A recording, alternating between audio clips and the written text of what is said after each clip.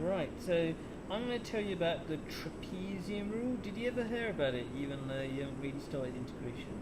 Um, You've heard of no, I've trapezium, never but it's not the heard. trapezium rule, which, okay, let me just draw you a really quick picture. Okay, integration is actually about working out area. The quick way of saying area under a graph, but really the more accurate way is saying the area between the x-axis and the graph. So, say this is we do the graph in a separate color. This is the graph here in orange. As part of the graph, or maybe order it, whatever. If I want to work out the area between the x-axis Oh, and it does yeah, that. That's what integration actually does. It actually works out the area between the x-axis and your graph. Now, the trapezium rule is a way of there's some things that are really hard to integrate. Like even in CT, you won't be able to integrate that kind of stuff. Yeah, yeah, not yet. Might have to get to C4. Have to think about that one, but it's a bit hard that one to integrate. Even so, sometimes you've got to use a shortcut, which is estimating the area under the graph, doing some sort of physical way of measuring it. And the way you do it, as best as you can, is to draw a whole bunch of trapeziums, and to keep it really simple, you keep them the same width. Okay, and can you see it's kind of like, and this trapezium is more like a triangle at the end, and then you got yeah, trapeziums going the other way, and they don't you got gaps, haven't you? So it's not perfect. Can you see that gap between yeah, the graph and the trapezium? So if I'm using loads of trapeziums, it's not going to be perfect. Oh look, there's another gap. Some of my trapeziums are more like triangles as well, and that's okay. Now, so that is a very rough idea. When you work out the area of all these trapeziums together, like that, that is going to give you the area between the graph and the x-axis, which is that's what integration is supposed to do. yeah, So, and I kind of skipped out a few things before that because normally you're told about how integration actually gives the area in the graph, and you'd be told about what these weird numbers are here yeah. on the. You substitute in, and then you Ah, minus the so numbers. you have done a bit. That's called Yeah, integration using we did it when cubes. you were in London. Oh, we did it together. Okay, fine. Yeah, Okay, so um, okay, that's good. So yeah, at least you know roughly what they are, but we're not going to go into it too much, okay? Because I really want to concentrate on the trapezium rule thing. Now, the trapezium rule actually relies on the straightforward trapezium area of a trapezium that we did in GCSE. So normally you yeah, call this A, you call this B, and you call this the height. And it's a very they love using A, B, and H. Okay, so that stays A, B, and H. Even if your trapezium is standing up sideways, you still call this H. And that's going to come up in a minute. Okay, yeah. so what is the formula for area of a trapezium? Um, I can't remember. Okay, so do you remember what a trapezium is? Yeah, it's like an upside down bin. That's an interesting description. And but it's got a pair of parallel sides, right? Do you know what I Yeah, mean? Yeah. And these sides are just random, and these parallel sides don't have to be equal in length. They can be, I suppose, but they don't really have to be. Okay. And the way yeah, we work out the area of a trapezium is this is how I explained it in the GCSE days. I said you make it into a rectangle like this. Do you ever remember that? I think And so. the width of the rectangle is between A and B. And the reason why it has to be in between A and B is because we cut this bit of the rectangle and stick it in here. Now if I was exactly in between, it would fit in perfectly. And if I cut this off, it would fit in perfectly over there.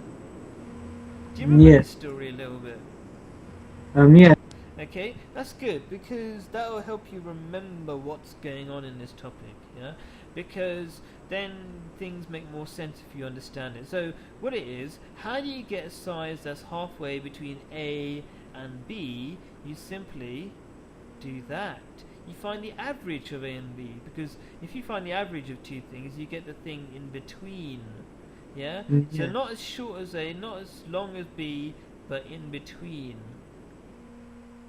That Yeah. way. That's how wide the rectangle is. And the height of the rectangle is just simply, guess what? Given, Times say again? 2. It's No. H. Oh, it's H. Yeah, Yeah. whatever the height of the trapezium was before, it still is. Okay? So it's the average of the parallel sides and then times by the height. Okay? That is the formula. Okay. Yeah, it kind of feels like it's going to be a long explanation. Let's see how quickly we can do this. So, I've got a couple of trapeziums. This trapezium, that trapezium, that trapezium, and let's Yeah. just do that's enough for now. Okay, and we're going to say all their heights. They're actually their widths, isn't it? Really, but we're going to call it H because that's the form. You're going to use a formula that uses H, and the H they mean is actually the width. Yeah, and you know where it comes from because it comes from the GCSE days when the H was the height, but now our trapeziums are on their side. We still call it H. Now, Yeah. in a graph, when we're drawing a graph, these points here are actually the y values of how high they are. So Oh. it sounds a bit strange. Let's draw the graph back in a little bit. So let's just say it starts on the y-axis. Say there's a graph that goes like that. To get this point, this point, this point, that point, that point, these are all important points on the what's it called, the trapeziums. Because they're important because they give you the heights of the different bits. How do you get them? Say there's an equation that said y equals, I don't know, it's definitely not x squared. Let's call it square root x, even though it's not that easy, right? You would say when x equals 0, then you're going to get this y value. When x equals, let's say all these h values are 1 width. So when x equals 1 there, when x equals 2 there, when x equals 3 there, yeah? We're saying h is 1, yeah? So y would equal square root of 0, which will give you 0. This is a completely wrong graph, yeah? So, and I'm going to come back to a real question here so that we can appreciate what's going on in a second. But I'm just giving you the rough idea that when you take the equation you've got, let's make it a bit more realistic. What could it be? Minus x squared plus 5. Something like that. Okay. Yeah. So when you put x equals 0, let's make a little table. When you get 0, you get the y value at that point. When you put x equals 1, you get the y value at that point exactly, and you keep going. And say the first y value was 6, that means the height of your trapezium is 6. When you put x equals when you put x equals 1 and the answer comes out 7, that means this height is 7. So the first trapezium is going to look like this. It's going to be 6 there, going to be 7 there, and we're saying all the widths, in this case, the h's, are 1. Yeah. And then we can work out the area of that trapezium, and then we can work out the area of the next trapezium, etc., etc. Yeah. Okay, this is a really, really long explanation, but hopefully you're not confused yet. Okay, what else do I want to say? I want to say so much stuff, but it's going to take a long time. So, let's rub out a few things to clean this up. So I want that purple stuff again. Oh man, never mind. Let's get rid of most of it. Yeah, yeah. Oh, it's hard to get rid of just one. Okay, all right. That would. Yeah. Okay, just get that purple stuff back. So we got our trapeziums back. Our trapeze. Now, going back to y1. The y value, I said y1, there's going to be a y2 which is our next height, y3 is our next height, Yeah, Yeah. y1 is actually that point there, but it actually gives you the height of that length, or the length of that length. Yeah, y2 Yeah. is actually there, but it actually gives you this thing. So this is called y for this length here, and this is, I'm going to call this yn, the last one, yeah, to make it kind of a general format. Because you could have y1, y2, y3, y4, y7, all the way to the last y, which we'll call yn.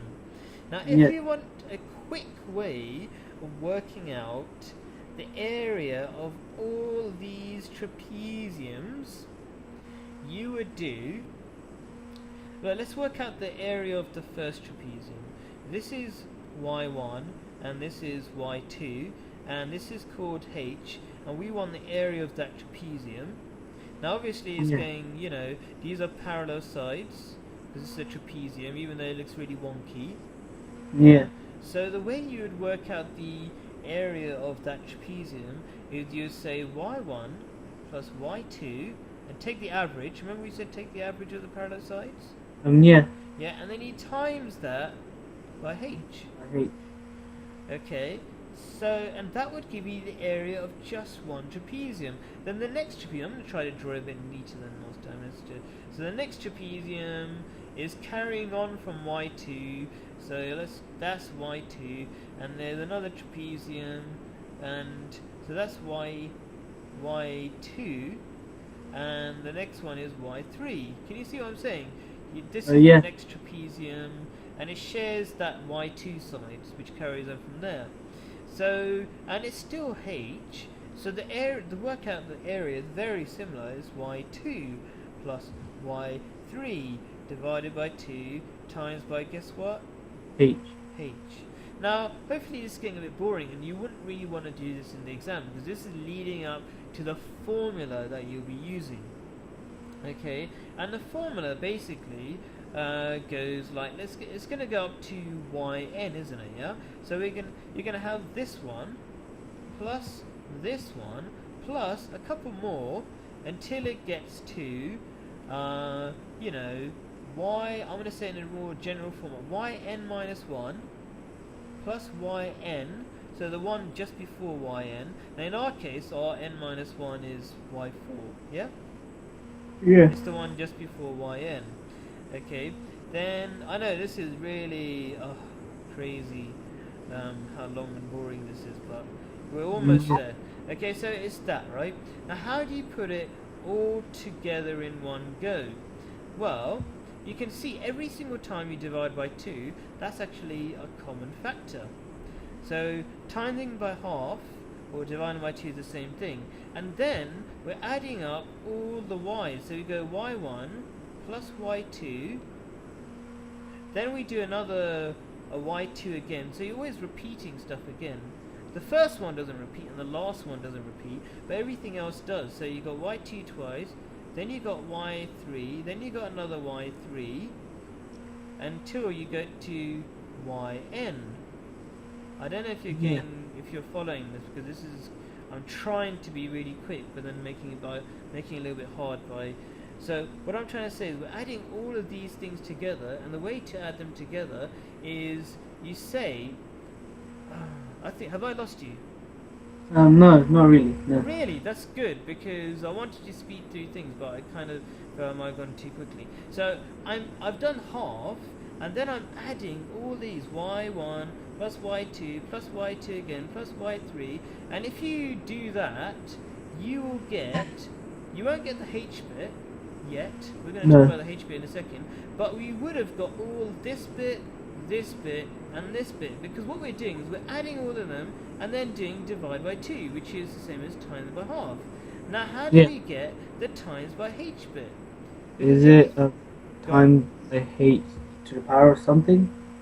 Well, actually, if we just simply put a h there, that means we've times everything by h, because if you do h times y1 and y2, that's the same as h times, you know, like over, sorry, it's getting really messy, I'm going to rub out a few things.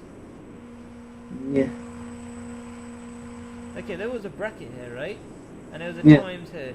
H times y1, that's that. H times y1. H times y2, that's this bit here. So basically we have almost finished this formula, but there's one ugly bit that keeps repeating, that keeps repeating, and then that keeps repeating. The nice slick way of doing that is you say h over 2, this is how the formula finishes. We put a square bracket and you'll see y. y1 plus yn, those are the only ones that don't repeat, and 2 times the rest of them. So y2 plus ... yn minus 1. Yeah. And close. And that is the formula. Oh my So god. what's in the middle of y2 plus ... It's yn? y3, y4, y5, Oh. all the way until the one just before. This is the second to last y value. Oh, okay. Yeah. Wow, that was a very, very long expression. I want to jump in before the lesson finishes. I want to jump in and start finishing this question really fast. Okay, so we've got our formula here that gives you all the y values, and this is the only one that doesn't have a y value. So what we do, now you appreciate the reason why we work out the y values, because it gives you the heights, doesn't it? Yeah? Yeah. Okay, so if we stick in, I want to see if you, can you do that for me? Can you stick in 1.3 for x over there and there into your calculator? Yeah. So you've got 1.3 over square root of 1 plus 1.3, close bracket. Equals 0.857. Okay, I'm just going to 0.857, whatever. Okay, Yeah. so you got loads of heights that we're going to use in our formula in a second. Use the trapezium rule, you know, with all the values of y in the table to approximate the answer to this, which is basically the area in the graph between 1.5. And let's do a really quick picture of what that means. I'm going to get rid of this, make a bit of space. Okay, what that means is you got some funky graph, but no idea how it looks like. Yeah, I'm just going to call it like that, and we're going to start from here, which is 1.5, up to, no, sorry, that's 1, because you always go the other way around, so that's 1, Yeah. that is 1.5, and how far apart are these x values? 0.5. 0.1, can you see? 1 to 1.1 is 0.1 difference. Same here. Yeah? From here to there is also 0.1 difference. Yeah, Not sure. from 1.1 to 1.2? Yeah, From isn't that 1.2 to 1.3, there's 0.1 difference. Yeah? So what they're trying to say is that you've got all these skinny trapeziums that the first one starts at 1, then the next one's 1.1, next one's at 1.2. These are the x values where they, and then we know their y value, so over there we know the y value is 0.7 something, yeah, all this crazy number here. yeah. Yeah, and we got all the y values. Now what we're going to do is stick it into the formula and find out the answer. So the last one, the first y value is 1.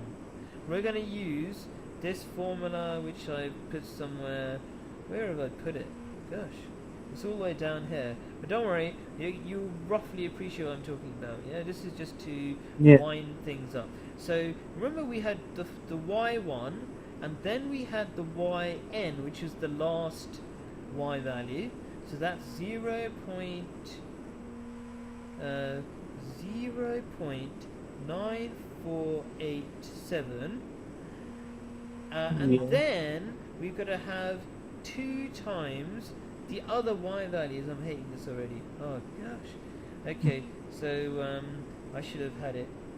Let me write it nearer this table so you can see. So actually, I'm going to start the formula again. We know h is 0.1. That's how far apart the sides are. So 0.1. Yeah. Then we divide it by 2. Then you put square bracket, and you have 1. Then you put you put y1, which is this one here, which is 0.7071, plus yn, which is 0.9487. This is yn, yeah? Yeah.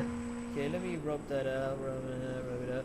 Then we have 2 of all the other ones. I really don't want to do this, but do 2 times 0.7591 plus 0.